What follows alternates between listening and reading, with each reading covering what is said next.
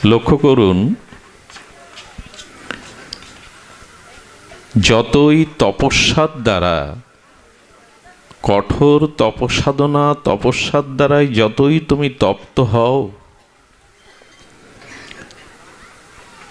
যদি তুমি পর্বত হতেও বারবার পতিত হও, যদি পুনঃ পুনঃ তীর্থ পর্যটনাদি করো, আর যদি আগমাদি শাস্ত্র নিত্য নিরন্তর পাঠও করো, অধ্যয়নও করো, কিংবা যাগযজ্ঞের অনুষ্ঠান করো, অথবা তর্কাশ্রয়ের বিবাদ করো, শ্রীহরির শরণাগত ব্যতীত আর মৃত্যুর হস্ত হতে কখনো তুমি পরিত্রাণ পাবে না। যতই যাগযজ্ঞ স্বাধ্যায় অধ্যয়ন করো, যতই তপস্যার দ্বারা তাপদগ্ধিত হও, যতই হিমালয়ের শৃঙ্গ থেকে পতিত হও, তীর্থ পর্যটন করো, শ্রীহরির চরণে শরণাগত না হলে মৃত্যুর হাত থেকে কোনো কালেই তুমি রক্ষা পাবে না। শ্রীহরি চরণাশ্রয় হল মৃত্যুকূপ হতে আর এই জন্ম মৃত্যু চক্র হতে নিষ্কৃতির একমাত্র উপায় শরণাগতি। আমাদের জীবনে যতদিন আমাদের হৃদয়ে সেই ভগবানের প্রতি স্মরণ শরণ শরণাগতি ভগবৎ স্মৃতি আপনার হৃদয়ে স্থান না পাবে, ততদিন এই দুঃখময় সুখময় দ্বন্দ্বময় সংসারে আপনি পরম শান্তি পেতে পারেন না। হৃদয়ে যদি আধ্যাত্মিক চেতনা, ভাগবত চেতনা, ভগবানের শরণ মরণ শরণাগতি স্থান না পায়, তবে জগতের বহুবিধ সম্পদ ঐশ্বর্য ভোগ দিয়ে আপনি শান্তি পেতে পারেন না।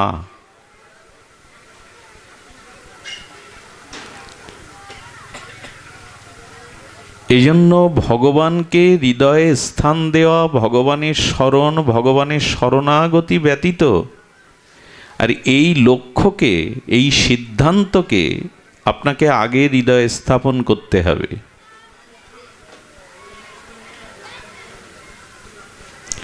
যে হৃদয়ে ভগবৎ স্মৃতি নাই, হরিনাম স্মৃতি নাই, ভগবানের প্রতি শরণাগতি নাই,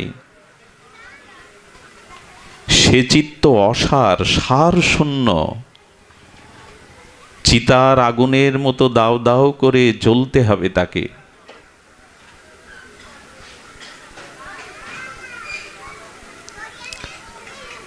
শ্রী ভগবানের চরণাশ্রয় ব্যতীত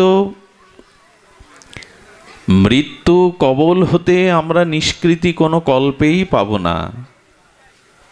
শান্তি আমাদের জীবনে অধরাই থেকে যাবে, অন্তঃসার শূন্য হবে হৃদয়, যদি শ্রী ভগবানকে হৃদয়ে স্থান আমরা না দেই। এই জন্য যাগ যজ্ঞ তীর্থ পর্যটন সাহোদ্দায় তপস্যার সব কিছু সার হলো, সব কিছুর কেন্দ্রবিন্দু হলো ভগবৎ চরণে আমাদের শরণাগতি, ভগবৎ চরণকে আশ্রয় করা, হৃদয়ে সিদ্ধান্ত সংকল্পপূর্বক এই চেতনাটা হৃদয়ে জাগিয়ে রাখা।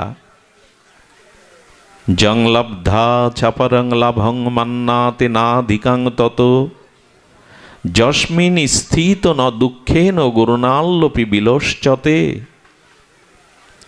শ্রী ভগবানের স্মরণ মনন চিন্তন, শ্রী ভগবানের চরণাশ্রয় সংকল্পরূপে যদি জীবনে না গ্রহণ করতে পারেন, তবে জগতের বহুবিধ সম্পদ দিয়ে, সম্মান দিয়ে, ঐশ্বর্য দিয়ে, ভোগবাসনা দিয়ে, চাওয়া পাওয়া দিয়ে হৃদয় শান্ত কোনোদিনই হবে না, আজ পর্যন্ত কারো হয়নি।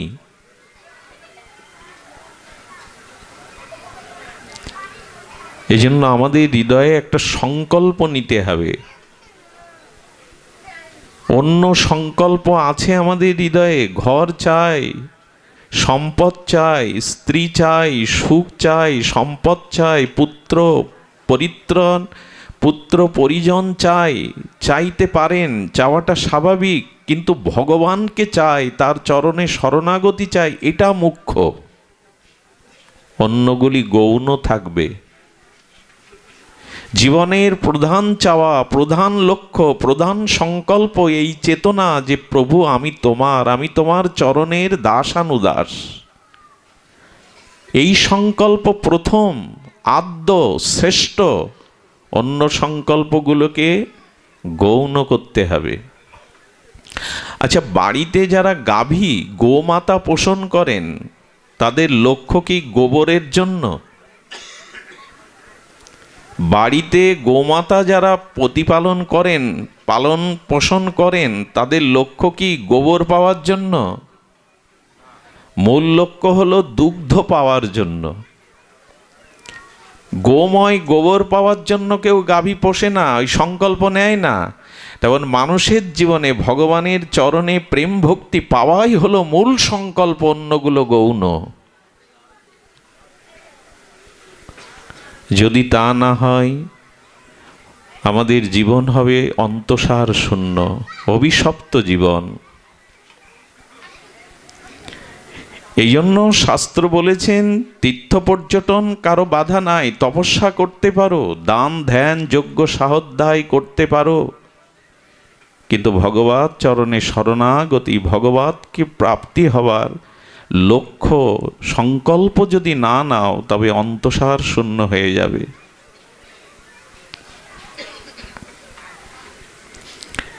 এই জন্য আমাদের ভগবানের শরণাগতি একান্ত প্রয়োজন।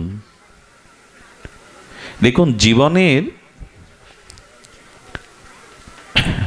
যা অবশ্যই চাওয়া উচিত, যা অবশ্যই প্রাপ্ত হওয়া উচিত, যা অবশ্যই প্রয়োজন, সেটিকে আমরা গুরুত্ব দেই না।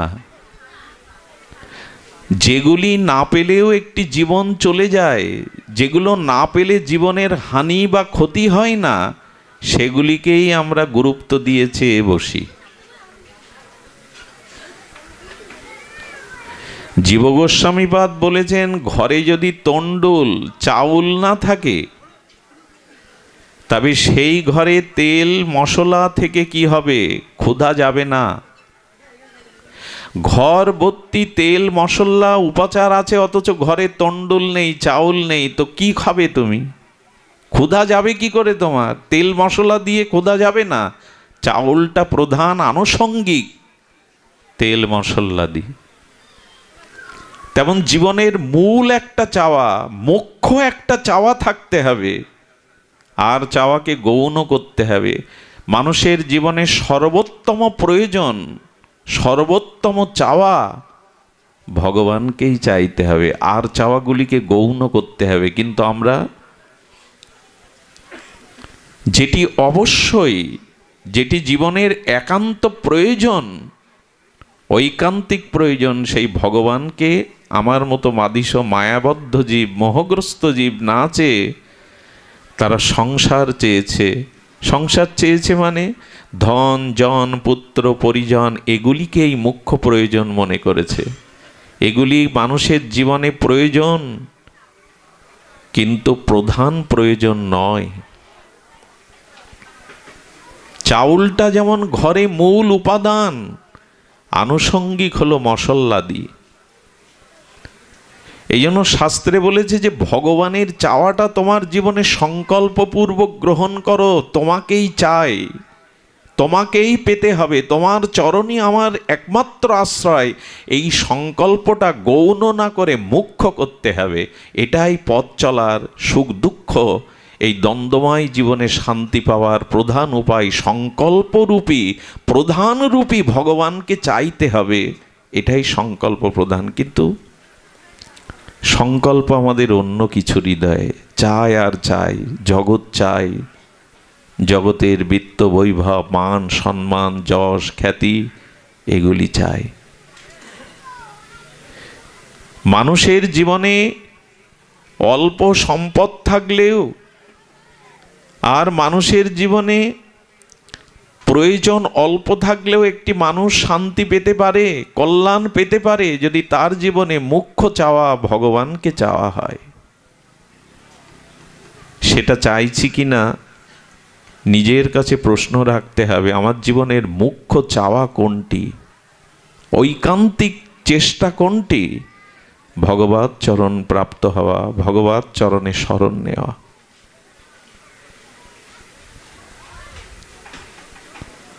এই সংকল্প থাকলেই কেবল আপনি এই দ্বন্দ্বময় পৃথিবীতে ভগবানের চরণে পৌঁছাবার পথটা আপনার জন্য মসৃণ হয়ে যাবে। সুখ আছে, দুঃখ আছে, মান আছে, অপমান আছে, জরা আছে, ব্যাধি আছে, আত্মীয় স্বজনের দেওয়া ব্যথা বেদনা আছে, কিন্তু এর মধ্যেও আপনি মসৃণভাবে জীবনের পথ চলতে পারবেন যদি ঈশ্বর চাওয়াটাকে, শরণাগতিটাকে হৃদয়ে প্রাধান্য দেন। প্রাধান্য দিতে হবে তাকে।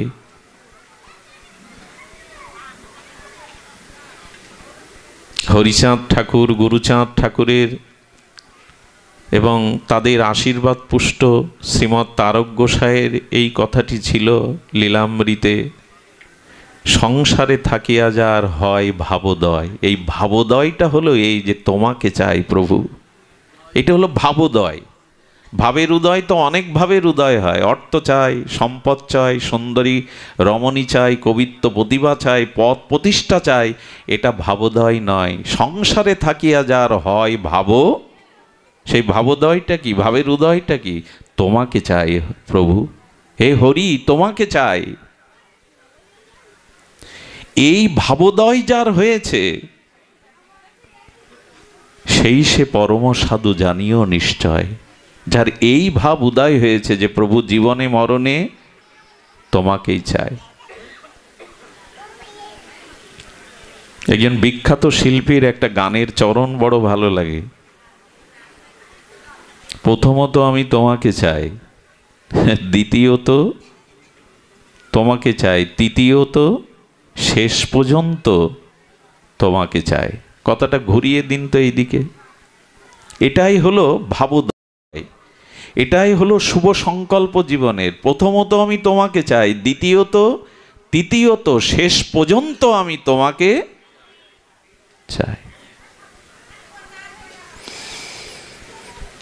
এই সংকল্প যদি না থাকে তাহলে হোঁচট খেতে হবে, বারবার পড়ে যেতে হবে, পিছিয়ে যেতে হবে, অন্ধকার আহ্বান করে আমাকে হারিয়ে ফেলবে। একটু সংকল্প তো থাকবে। আজকে যেমন আপনাদের চিত্তে শুভ সংকল্প ছিল আজ ভাগবত পরিমণ্ডলে কারারগাতি সার্বজনীন শান্তি হরি শ্রীমন্দিরে ভাগবতে যাব। এই জন্য তো এত পথ পরিক্রমা, এত কায় ক্লেশ, নিজ গৃহকর্ম ছেড়ে এখানে এসেছেন। সংকল্পটা ছিল বলেই তো এসেছেন। তেমন ভগবান তোমাকে চাই, তোমার চরণে প্রেম ভক্তি চাই। এই শুভ সংকল্প না থাকলে পৌঁছাবেন কি করে? সংকল্প তো চাই। আর এই বর্তমান যে যুগ সন্ধিক্ষণে আমরা এসে পৌঁছেছি, এটা করুণার যুগ, এটা কৃপার যুগ, এটা তপস্যার যুগ নয়। এটা স্বাধ্যায়, এটা তপস্যা, এটা যজ্ঞ, এটা অর্চনের যুগ নয়।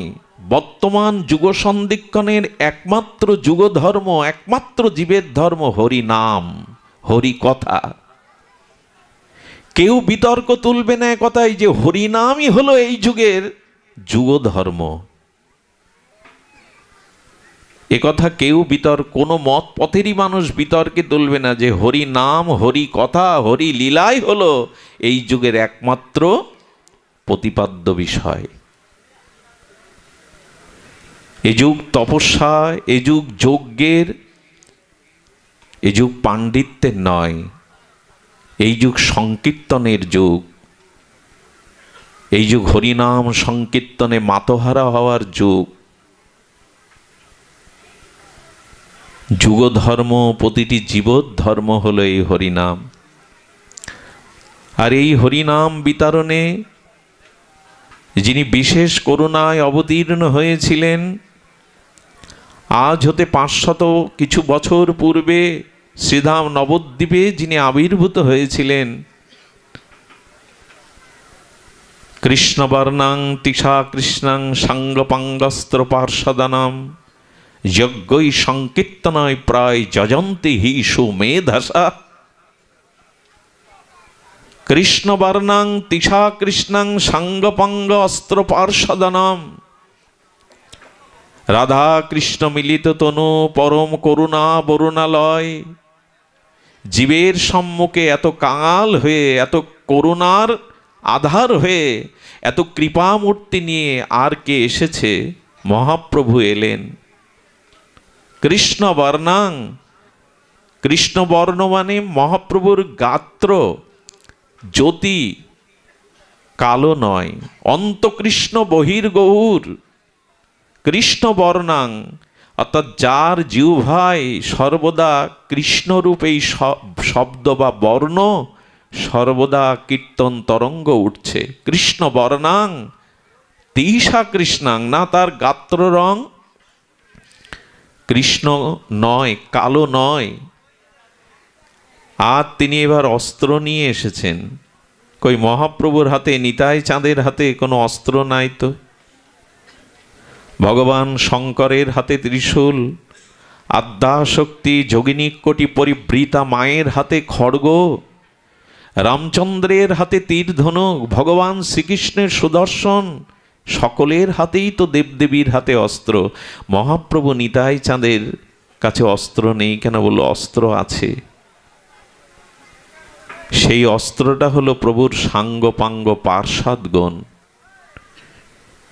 জগতে ধারালো অস্ত্র দিয়ে কাউকে ছেদন করতে পারেন, কারো মস্তকটা ছেদন করতে পারেন, অঙ্গ ছেদন করতে পারেন,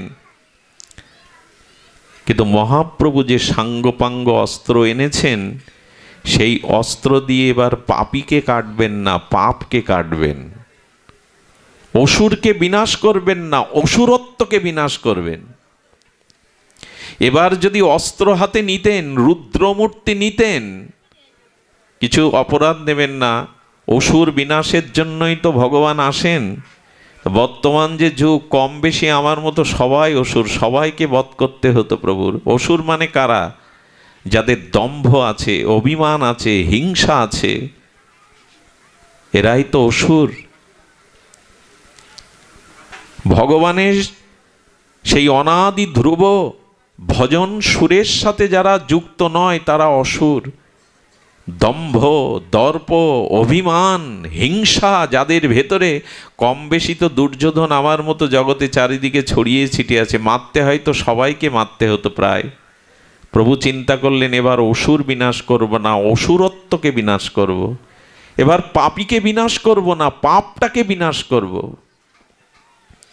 এই জন্য সাঙ্গপাঙ্গ তিনি এনেছেন নিতাই চাঁদকে, এনেছেন অদ্বৈত আচার্যকে, এনেছেন গদাধর পণ্ডিত গোস্বামীকে, এনেছেন শ্রীবাসাদি ভক্তবৃন্দকে। এই ভক্তরাই জীবের দ্বারে দ্বারে গিয়ে তাদের অসুরত্ব নাশ করে, তাদের পাপকে বিনাশ করে অযাচিত প্রেম ভক্তি দিয়েছেন। নিতাই চাঁদের মতো শেষ অবতার সংকর্ষণের মূল অংশে যিনি বলরাম, যিনি লক্ষণ, সেই নিতাই চাঁদ তিনি তার কপালে রক্ত ঝরিয়ে, ললাটে রক্ত ঝরিয়ে, আচ্ছা জগাই মাদায়ের হাতে তিনি যে কলসির কানায় রক্ত ঝরালেন, আমাকে বলুন তো, নিতাই চাঁদের মতো সংকর্ষণ অংশী, যার অংশ ব্রহ্মা বিষ্ণু মহেশ্বর অবতারাদিগণ, জগাই মাদাইকে উদ্ধার করতে তো তিনি চাইলেই উদ্ধার হয়ে যেত, তার মনে ইচ্ছা হলেই, দৃষ্টি দিলেই উদ্ধার হয়ে যেত জীব জগৎ। তো তাদের কলসির কানা খেতে গেলেন কেন? নিতাই চাঁদ উদ্ধার করতে পারত না মনে সংকল্প নিলে? জগৎ তরাতে পারে নিতাই। জীবের সামনে দৃষ্টান্ত রেখে গেলেন, শোনো আমি লক্ষণ, আমি বলরাম, আমি শেষ অবতার, তবু এই যুগে আমি করুণা নিয়ে এসেছি, অক্রোধ পরমানন্দ, অভিমান শূন্য, অক্রোধ শূন্য নিতাই চাঁদ দয়ার সাগর হেসে বললেন, তোমাদের মতো জগাই মাদাইকে উদ্ধার বা প্রেম দানের জন্য যদি রক্তও ঝরাতে হয় আমি রাজি আছি, রক্ত ঝরিয়েও আমি তোমাদের কল্যাণ করব। এত বড় করুণা কোন যুগে কোন ভাগবতের অবতারে আছে? নিজের শোণিত ঝরিয়ে জীবকুলকে দৃষ্টান্ত দিলেন, ওগো আগামী দিনের সনাতনীরা দেখো, আমি এবার অসুরত্বকে নাশ করতে এসেছি, অসুরকে নয়। কারণ নাশ করবেন কি করে? রক্তবীজের কথা মনে আছে আপনাদের? অসুরেরা আশীর্বাদ নিয়েছিল, কেউ যদি আমাদের কেটেও দেয় মুন্ড, আমাদের এক ফোঁটা রক্ত যদি মাটিতে পড়ে ওর থেকে আরো হাজার হাজার অসুর জন্মাবে, তো এদের বিনাশ করবেন কি করে? রক্তবীজ এক ফোঁটা থেকে হাজার হাজার জন্মাবে। বর্তমান যুগে এই জন্য লক্ষ্য করবেন, নিতাই চাঁদের মহাপ্রভুর পার্শ্বদগণের যে করুণা, সেই করুণার আশ্রয়, সেই করুণার নিলয়ে আমাদের আশ্রিত হতে হবে। বারবার ওই এক কথাই বলছি, ভগবত চরণে শরণাগতি নিতে হবে। এটা শরণাগতির যুগ, এটা সংকীর্তনের যুগ, এটা করুণার যুগ, কৃপার যুগ। এবে অস্ত্র না ধরিলা, প্রাণে কারো না মারিলা, চিত্ত শুদ্ধি করিল সবারে। কম কথা, হরি বলি বাহুতুলি প্রেম দৃষ্টি চাই, করিয়া কলমশ নাশ প্রেমেতে ভাষায়। এই তো শ্রীকৃষ্ণ চৈতন্য মহাপ্রভুর অবদান। রাম আদি অবতারে ক্রোধে নানা অস্ত্র ধরে অসুরেরে করিল সংহারে। এবে অস্ত্র না ধরিলা, প্রাণে কারো না মারিলা, চিত্ত শুদ্ধি করিল সবারে। রাম আদি অবতারে, কৃষ্ণ আদি অবতারে অসুর বিনাশ করেছেন। লঙ্কার যুদ্ধ, কুরুক্ষেত্রের যুদ্ধ অবশ্যম্ভাবী হয়ে উঠেছিল, কিন্তু সেই করুণা ঘনমূর্তিতে কলিতে এসে বললেন, এবে অস্ত্র না ধরিলা, প্রাণে কারো না মারিলা, চিত্ত শুদ্ধি করিল সবারে। সকলের চিত্ত শুদ্ধ করেছেন হরিনাম দিয়ে, প্রেম দিয়ে, অকাতরে করুণা বাড়ি দিয়ে সবাইকে কৃপা করেছেন। আরে মহাপ্রভু শ্রীকৃষ্ণ চৈতন্য যাচ্ছেন, একদল মাতাল আর প্রভুকে দেখে উপহাস করতে করতে বলছেন, এই শোন, আরে এই যে গোরা, এই যে নিমাই, এর একটা জিনিস ভালো লাগে, ওর নাচটা বড় মধুর লাগে, ওর নৃত্যটা বড় মধুর লাগে, আয় না ওর পেছনে লাগে, এই নিমাই আমাদের নৃত্য করে দেখাও। স্বয়ং ভগবানকে মধ্য মাতালরা রাস্তায় পেয়ে এরকম বলছেন। আছে ভগবান এরকম মেনে নিয়েছেন? আরে তোমার নৃত্যটা ভালো লাগে, হাত পা বেঁকিয়ে আমাদের একটু নাচ দেখে আনন্দ দাও। শ্রীমান মহাপ্রভু নৃত্য করতে শুরু করলেন। রাধা ভাবদ্যুতি গৌরচন্দ্রের পরম নৃত্য দেখে, একে তো ওরা মদ খেয়ে মাতোয়ারা ছিল, তাতে মহাপ্রভুর নিত্য নেওয়ার ভাবদশা দেখে ওরাও হাত তোলে ওর সাথে নাচতে লাগলো, ওরাও প্রভুর সাথে হরিনাম করতে লাগলো। এটা অযাচিত করুণা, আবেশ নিয়েছেন মহাপ্রভু। এত বড় অযাচিত করুণা কোনো ভাগবত স্বরূপে হয়নি। যে মন্দিরে আমরা বসেছি, সেই পতিত পাবন হরিচাঁদ গুরুচাঁদের মহিমা লীলামৃতটা খুলে দেখবেন একবার। তারক গোসাই সম্ভবত ঢাকাতে কবি গানে গেছেন, ওখানে এক সরল ভক্ত শুনলেন যে ঠাকুর হরিচাঁদ পতিত পাবন উনি হরিনাম বলান, সবাইকে হরিনাম বলান, হরিবোল বলান। ওরা একটা ময়না পাখি কিনেছিল, পাখিটা প্রভুকে উপহার দেব। প্রভুর সামনে ও যখন হরিবোল হরিবোল বলবে, প্রভুর বড় আনন্দ হবে, তার সুখের জন্য ময়নাটা কিনেছে। গ্রামের সহজ সরল লোক তার ভগ্নীকে এসে বলছে, খাঁচা তো পাইনি, তো এটা রেখে দাও, কালকে ওরাখান্দি ঠাকুরের কাছে গিয়ে ঠাকুরকেই উপহার দেব পাখিটি। তো অবলা সরলা তার ভগ্নী করেছে, একটা হাড়ির মধ্যে রেখে সরা দিয়ে ঢেকে দিয়েছেন। অক্সিজেনের অভাবে পাখিটা মারা গেছে। সকালে ওইটি কি ক্রন্দন, সহজ সরল বোঝে নাই পাখি উড়ে যাবে, ঢাকনা দিয়েছে। ভাই বোন মিলে রোদন করছে, করতে করতে ভাই বলছে, দেখ হরিনামে মৃত জীবন ফিরে পায়, শুনেছি হরিনাম অমৃত সুধা, সঞ্জীবনী সুধা, চল আমরা ঠাকুরের কাছে নিয়ে যাই। পাখিটাকে ঠাকুরের সামনে রেখে সেই সহজ সরল ভাই বোন ক্রন্দন করছে, ঠাকুর তোমার জন্যই পাখিটাকে এনেছিলাম, কিন্তু নিজেদের ভুলে অবুঝতায় পাখিটা মারা গেল। পাখিটার সামনের দিকে তাকিয়ে ঠাকুর করুণার দৃষ্টিতে বলছেন, হরিবল হরিবল। কয়েকবার বলার পরে কি বলবো আপনাদের, লীলামৃতে দেখলাম পাখিটা জীবন্ত হয়ে হরিবল হরিবল বলতে লাগলো, প্রভুর সামনে হরিবল বলতে লাগলো। এটা কোনো তপস্যায় হয়েছে কখনো? এমন কৃপা হয়েছে? একটা পাখিকেও কৃপা করছেন। শিবানন্দ সেন মহাপ্রভুর প্রিয় পরিকর, গৌড়ীয় বৈষ্ণবদের নিয়ে রথযাত্রায় লীলাচলে যেতেন, প্রভুর কাছে যেতেন। প্রভুর নির্দেশ ছিল সবাইকে আর মর্যাদা দিয়ে সুখে তুমি আনবেই ভার তোমার। যাদের অর্থ আছে তারা ভক্ত সেবায়, ভগবানের সেবায়, মঙ্গল কাজে ব্যয় করবে। সেন সেবানন্দ ছিল মহাপ্রভুর পরিকর ভক্তগণের মধ্যে অন্যতম ধনাঢ্য ব্যক্তি, ধনশালী ব্যক্তি। তিনি গৌড়ীয় বৈষ্ণবদের নিয়ে যেতেন। পথে কত নদ নদী পার হতে হতো, কত খাজনা দিতে হতো, ট্যাক্স দিতে হতো। তখন ছোট ছোট রাজ্য, এক এক রাজ্য পার হতে গেলে তাদের খাজনা দিতে হবে। তো সেন সেবানন্দ যখন গৌর ভক্তদের নিয়ে, নিতাই চাঁদ সহ গৌরীয় ভক্তদের নিয়ে লীলাচলের উদ্দেশ্যে যাত্রা শুরু করেছেন, পথের মাঝে একটা কালো কুকুর এসে দলের সাথে মিশে গেছে। উনি কুকুরটাকে কুকুর মান্যতা না দিয়ে ভক্ত বৈষ্ণব মান্যতা দিয়ে সেবককে বললেন, আমাকে যা প্রসাদ দেবে এই ভক্তকে তাই দেবে। সেই কুকুরটাকে বলছেন, ও ভক্ত, প্রভু আমাকে পরীক্ষা নিচ্ছেন আমি সবাইকে লীলাচলে নিয়ে যাওয়ার জন্য প্রস্তুত কিনা। ও ভক্ত, ওকে আমার যা প্রসাদ দিয়ে দেবে। উনি অন্য কাজে ব্যস্ত, সবার আয়োজন করতে হবে, সবার সুখ স্বাচ্ছন্দ্য দেখতে হবে। এই দেখতে দেখতে সন্ধ্যায় এসে বলছেন, ভক্তটাকে প্রসাদ দিয়েছো? সেবককে বললেন, বলে মনে নেই কুকুরটাকে দিতে। সেই দিন উনিও উপবাস থাকলেন। আমি ব্যর্থ হয়েছি মহাপ্রভু, তুমি সবাইকে আনতে বলেছিলে তোমার চরণে, আমি মান্যতা দিতে পারিনি। কাঁদছেন, নিজেও উপবাস থাকলেন। মহাপ্রভুর ভক্তগণেরও কৃপা দেখুন, এই যুগের মহিমাটা দেখুন, করুণাটা দেখুন। উনি বললেন, আমাকে যা প্রসাদ দেবে তাই দেবে। সামনে গিয়ে উড়িষ্যার একটা নদী পার হতে গিয়ে উড়িয়া সেই নাবিক বলছেন, আমি কুকুর নৌকাতে তুলি না, খেয়াতে তুলি না। শিবানন্দ হাত জোড় করে বললেন, আমি পার হব না, আগে ভক্ত পার হবে, তারপরে আমরা পার হব। এত বড় করুণা কার আছে?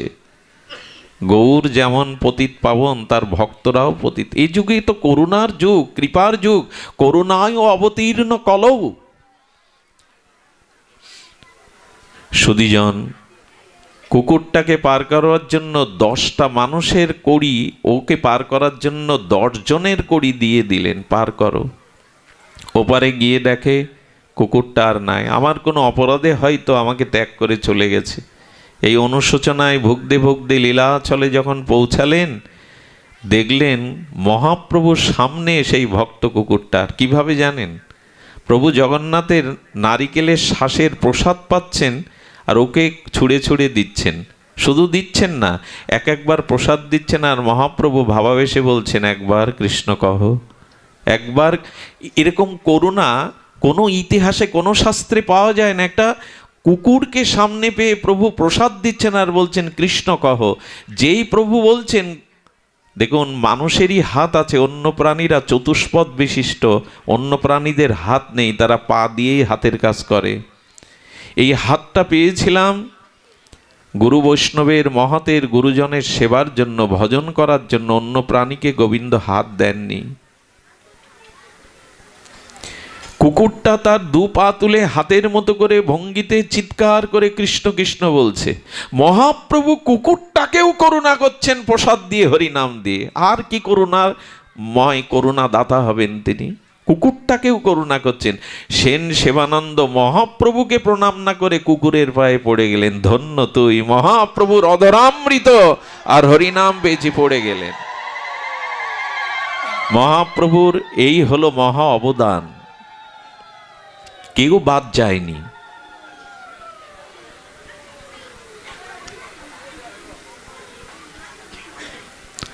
কেহ বাদ যায়নি। করুণায় অবতীর্ণ কল, সমর্পয়ত উন্নত উজ্জ্বল সভক্তি রসশ্রিয়ং। ব্রহ্মাদিরও যে রস পায়নি, মহাপ্রভু সেই হরিনামের মধ্যে, প্রেম দানের মধ্যে জীবকে তাই দিলেন। মানুষের কি কথা, পশুকেও তিনি প্রেম দিচ্ছেন, হিংস্র জীবজন্তুকেও, বনের ব্যাঘ্রকে, সর্পকে, হরিণকে পর্যন্ত মহাপ্রভু প্রেম দান করেছেন ঝাড়িখণ্ডের পথে। ঝাড়িখণ্ডের জঙ্গলে বনপথে প্রভু পাথরকে গলিয়েছেন হরিনাম দিয়ে। এ তো সকলের জানা। এই জন্য এই যুগ প্রেমের যুগ। যদি বলেন তাহলে এত যুদ্ধ কেন, এত রক্তক্ষয় কেন, পৃথিবীতে এত অস্ত্রের ঝঞ্ঝানানি কেন?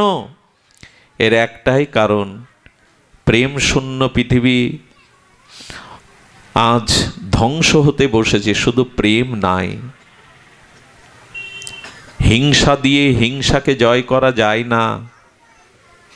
অস্ত্র দিয়ে জগতে কখনো প্রেম আসেনি। আপনি জয়ী হতে পারেন, ভূখণ্ড দখল করতে পারেন, দুর্বলের উপর অত্যাচার করতে পারেন সামরিক শক্তির দ্বারা, কিন্তু শান্তি আপনি পাবেন না। ছোট্ট একটা কথা আপনাদের বলি, আমেরিকা ইরাক দখল করার পরে শান্তি পেয়েছে বলে ইতিহাস বলেনি, শেষে চলে যেতে হয়েছে তাদের। মধ্যপ্রাচ্য ইরাক দখল করে আমেরিকা শান্তি পায়নি, অস্ত্রের দ্বারা শান্তি হলে মহাপ্রভু অস্ত্র হাতে তুলে নিতেন। তিনি স্বয়ং ভগবান, প্রেম অবতারে, করুণার অবতারে ওনারা এসেছেন। আজ আমরা প্রেম থেকে অনেক দূরে। ছল কপটতা হিংসা এগুলি জগতে কারো মঙ্গল বয়ে আনেনি। অস্ত্রে যদি প্রেম প্রতিষ্ঠিত হতো, মহাপ্রভু অস্ত্র ধরতেন। কাজী উদ্ধারেও পর্যন্ত তিনি প্রেমকেই অবলম্বন করেছেন। বীরত্ব থাকতে হবে, বীর্যবত্তা থাকতে হবে, সাহস থাকতে হবে, ক্ষাত্রবল থাকতে হবে, কিন্তু হৃদয়ে প্রেম না থাকলে শ্মশান হয়ে যাবে, পুড়ে ছারকার হয়ে যাবে। করুণা চাই, প্রেম চাই। এই প্রেমের জন্যই, আর এই প্রেম দিতেই মহাপ্রভু সাঙ্গপাঙ্গ এসেছিলেন। দেখুন, পঞ্চতত্ম আত্মকং কৃষ্ণং ভক্ত স্বরূপং, পঞ্চতত্ম আত্মকং কৃষ্ণং ভক্ত স্বরূপম। এই তো পঞ্চতত্ত্ব আমাদের সামনে এসেছে। আমরা যখন পঞ্চতত্ত্বের বিগ্রহগুলো দেখি, এই পঞ্চতত্ত্বের প্রভু যাদের নিয়ে এসেছেন সাঙ্গ পাঙ্গাস্ত্র পার্শ্বদানম, তারা কেমন অস্ত্র দেখুন। মহাপ্রভু এবার ভক্ত রূপ নিয়েছেন। খুব রহস্যের একটা কথা শুনুন, চৈতন্য মহাপ্রভু ভগবান রূপ নেননি।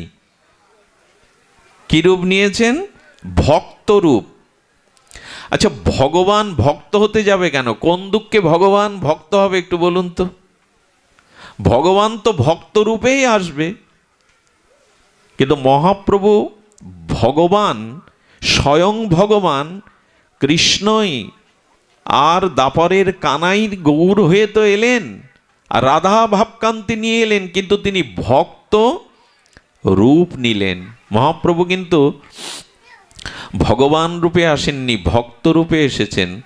ভক্ত রূপে এসে নিজে ভজন করেছেন, কেঁদেছেন, কাঁদিয়েছেন। মহাপ্রভু বিতরণ করেছেন হরিনাম, ব্রজপ্রেম, কারণ তিনি ভগবান স্বরূপে না, ভক্ত রূপে এসেছেন। কেন এসেছেন জানেন? আমি যদি ভজন না করি, এই কাল কবলিত কলির জীবগুলো আদর্শ সামনে না দেখলে, আমি যদি ভজন না করি, নিজে যদি আচরণ না করি, ওদের মধ্যেই প্রেম ধর্ম, নাম ধর্ম, দৈন্য ধর্ম যাবে না। এই জন্য এই যুগে ভগবান ভক্ত রূপে এসেছেন। ভক্তরূপে না আসলে হরি বলে বাহু তুলে কাঁদে। নগরে নগরে নগর সংকীর্তনে, পথ সংকীর্তনে, জাতীয় সংকীর্তনে 24 বছর বয়সে মহাপ্রভু আমাদের জন্য কি ত্যাগ স্বীকার করলেন। অখণ্ড ভারতে এই হরিনাম ধর্ম, প্রেম ধর্ম কাশী জয় করলেন, প্রকাশানন্দকে জয় করলেন, সার্বভৌমকে লীলাচলে জয় করলেন। পাণ্ডিত্যের মুখে তিনি ভক্তির বাণী বলালেন। যারা বেদ পাঠ করত, পাণ্ডিত্যে যারা বিজিত ছিল, ব্রহ্মজ্ঞানী ছিল, তাদেরকেও নাচালেন, গাওয়ালেন, হরিনাম বলে তাদের ধুলায় গড়াগড়ি দেয়ালেন। কেন করলেন এটি? নিজে ভক্ত হয়ে আচরণ করছেন। এই যুগে আচরণ না করলে কেউ আপনার কথা নেবে না, মানবে না। বড় বড় কথা বলে কোনো লাভ নেই। অনেক দুষ্ট, অনেক শয়তান মানুষেরও স্মৃতিশক্তি থাকে, তারা 16 হাজার হাজার মুখস্থ করে বলতে পারে ঘন্টার পর ঘন্টা। তাতে কি হবে? তুমি যদি আচরণশীল না হও, তোমার কথা কেউ নেবে না, মানবে না।